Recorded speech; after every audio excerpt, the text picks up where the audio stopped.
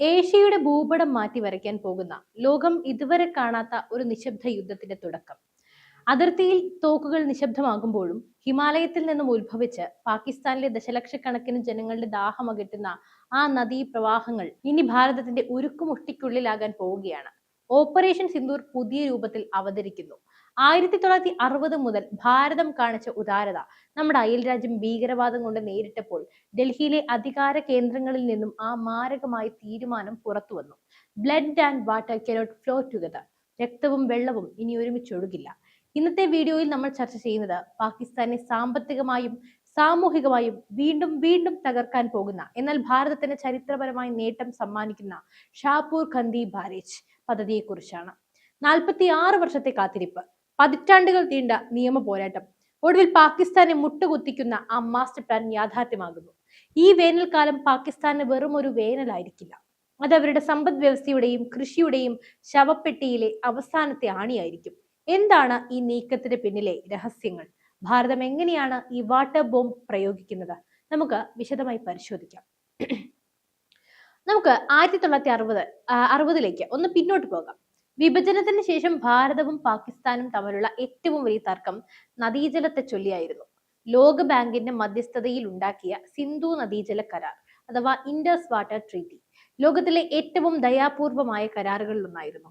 ഭാരതം കിഴക്കൻ നദികളായ രവി, ബിയാസ്, സത്ലജ് എന്നിവയുടെ പൂർണ്ണ നിയന്ത്രണം ഏറ്റെടുത്തു. പടിഞ്ഞാറൻ നദികളായ സിന്ധു, ചലം, ചെനാബ് എന്നിവ പാകിസ്ഥാനും നൽകി. അത് ഭാരതം കാണിച്ച വലിയ മനസ്സാണ് ലോകം കണ്ടത്. പക്ഷെ ഈ കരാറിന് പിന്നിൽ പാകിസ്ഥാൻ ഒളിപ്പിച്ചു വെച്ച ചതി ഭാരതം വൈകിയാണ് തിരിച്ചറിഞ്ഞത്. ഭാരതത്തിന്റെ പണം ഉപയോഗിച്ച് നിർമ്മിച്ച അണക്കെട്ടുകളിൽ നിന്നുള്ള വെള്ളം കുടിച്ച് വളർന്ന അതേ പാകിസ്ഥാൻ അതേ വെള്ളത്തിന്റെ ബലത്തിൽ ഭീകരവാദികളെ നമ്മുടെ മണ്ണിലേക്ക് കയറ്റിവിട്ടു. രവി നദിയിലെ വെള്ളം ഭാരതത്തിന് അവകാശപ്പെട്ടതായിരുന്നു. പക്ഷേ നമുക്കത് സംഭരിക്കാനുള്ള ശേഷി അന്നുണ്ടായിരുന്നില്ല. ആ കഴിവുകേടിനെ പാകിസ്ഥാൻ തങ്ങളുടെ അവകാശമായി കണ്ടു. വർഷാവർഷം കോടിക്കണക്കിന് ക്യൂസെക്സ് വെള്ളം ഭാരതത്തിന്റെ മണ്ണിലൂടെ പാകിസ്ഥാനിലേക്ക് ഒഴുകിപ്പോയി. നമ്മുടെ കർഷകർ ആത്മഹത്യ ചെയ്യുമ്പോഴും പാകിസ്ഥാനിലെ പഞ്ചാബ് പ്രവിശ്യ നമ്മുടെ വെള്ളത്തിൽ പച്ച പിടിച്ചു. ഈ അനീതിക്ക് അറുതി വരുത്താനാണ് മോദി സർക്കാർ ഓപ്പറേഷൻ സിന്ദൂർ എന്ന കടുത്ത തീരുമാനമെടുത്തത്. അത് പഹൽഗാമോടെ തീരുമാനമായി. 1979 വിഭാവനം ചെയ്ത പദ്ധതിയാണ് ഷാപൂർ ഖന്ദി ബാരേജ്. പഞ്ചാബിലെയും ജമ്മു കശ്മീരിലെയും അതിർത്തിയിൽ രവി നദിക്ക് കുറുകെ നിർമ്മിക്കുന്ന ഈ അണക്കെട്ട് ഭാരതത്തിന്റെ ജലസുരക്ഷയുടെ നട്ടെല്ലാണ്. പക്ഷേ ദൗർഭാഗ്യകരമെന്ന് പറയട്ടെ, 1982 ഇന്ദിരാഗാന്ധി തറക്കല്ലിട്ടിട്ടും രാഷ്ട്രീയ തർക്കങ്ങളുടെയും ഫണ്ട് ലഭ്യതയുടെയും പേരിൽ ഈ പദ്ധതി ഫയലുകളിൽ ഉറങ്ങിക്കിടന്നു.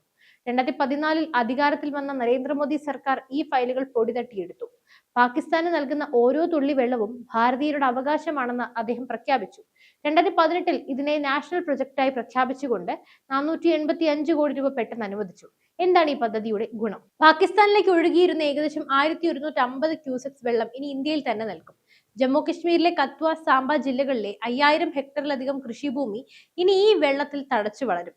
206 മെഗാവാട്ട് വൈദ്യുതി ഉൽപ്പാദിപ്പിക്കാൻ ഈ പദ്ധതിയിലൂടെ സാധിക്കും.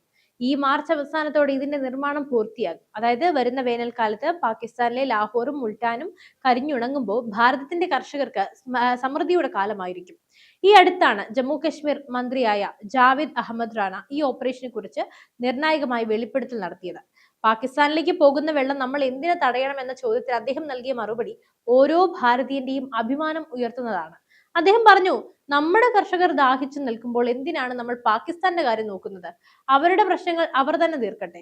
ഇന്ത്യയുടെ വെള്ളം ഇന്ത്യയുടെ കർഷകർക്ക് മാത്രമുള്ളതാണ്. ഇതൊരു ചെറിയ പ്രസ്താവനയല്ല.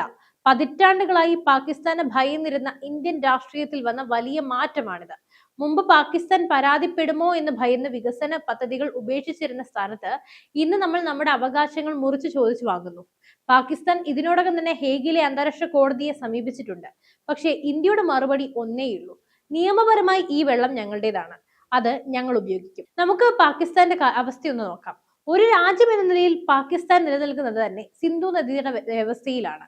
അവരുടെ GDP-യുടെ 25% കൃഷിയിൽ നിന്നാണ്. ഗോതമ്പ്, പരുത്തി, നെല്ല് എന്നിവയുടെ ഉൽപാദനത്തിന് അവർ പൂർണ്ണമായും ഇന്ത്യയിൽ നിന്ന് വരുന്ന വെള്ളത്തെയാണ് ആശ്രയിക്കുന്നത്. രവി നദിയിലെ വെള്ളം മുടങ്ങുന്നതോടെ പാകിസ്ഥാനിലെ കനാൽ സംവിധാനങ്ങൾ താറുമാറാകും. കൃഷി നശിക്കുന്നതോടെ പാകിസ്ഥാനിൽ പട്ടിണി രൂക്ഷമാകും. നിലവിൽ തന്നെ സാമ്പത്തികമായി തകർന്ന ആ രാജ്യത്തിന് ഇത് താങ്ങാനാകില്ല. കൃഷിഭൂമി നശിക്കുന്നതോടെ പാകിസ്ഥാനിലെ ഗ്രാമീണ മേഖലകളിൽ ദാരിദ്ര്യം കൂടും. ഇത് ആ രാജ്യത്തെ ആഭ്യന്തര ലഹളകളിലേക്ക് നയിക്കും. വെള്ളത്തിനായി അവർക്ക് ഇന്ത്യയുടെ എല്ലാ നിബന്ധനകളും അംഗീകരിക്കേണ്ടി വരും. ഇന്ത്യയുടെ ഈ നീക്കം പാകിസ്ഥാനിലെ ജിഹാദി രാഷ്ട്രീയത്തിന് എട്ടിന്റെ പണിയാണ് കൊടുക്കുന്നത്. ആയുധങ്ങൾ കൊണ്ട് നേടാൻ കഴിയാത്തത് അണക്കെട്ടുകൾ കൊണ്ട് നേടാൻ ഭാരതത്തിന് കഴിയുമെന്ന് മോദി തെളിയിക്കുന്നു. രവി നദിയിൽ മാത്രം ഒതുങ്ങുന്നതല്ല ഇന്ത്യയുടെ പദ്ധതികൾ. ജമ്മു കശ്മീരിലെ ചെനാബ് നദിയിൽ ഭാരതം നടപ്പിലാക്കുന്ന ജലവൈദ്യുത പദ്ധതികൾ പാകിസ്ഥാന്റെ അടിത്തറ ഇളക്കുന്നതാണ്. ഒന്നാമത് rattle project, 2 Kiru project, 3 Kwar project. ഈ പദ്ധതികളൊക്കെ വഴി വെള്ളം സംഭരിക്കാനും ആവശ്യമുള്ളപ്പോൾ മാത്രം വിടാനും ഇന്ത്യക്ക് സാധിക്കും. ഇതിനെതിരെ പാകിസ്ഥാൻ ലോകബാങ്കിൽ വലിയ തോതിൽ പരാതി നൽകിയെങ്കിലും ഇന്ത്യയുടെ ഡിസൈനുകൾ അന്താരാഷ്ട്ര നിലവാരത്തിലുള്ളതാണെന്ന് ലോകബാങ്ക് ശരിവച്ചു. പാകിസ്ഥാൻ ആവശ്യപ്പെട്ട ഡാറ്റ കൈമാറ്റവും ഇന്ത്യ ഇപ്പോൾ കർശനമാക്കിയിരിക്കുകയാണ്. ഭീകരവാദം അവസാനിപ്പിക്കാതെ യാതൊരുവിധ ഡാറ്റയും നൽകില്ലെന്ന നിലപാടിലാണ് ഭാരതം. എന്താണ് മോദി ഡോക്ട്രിൻ?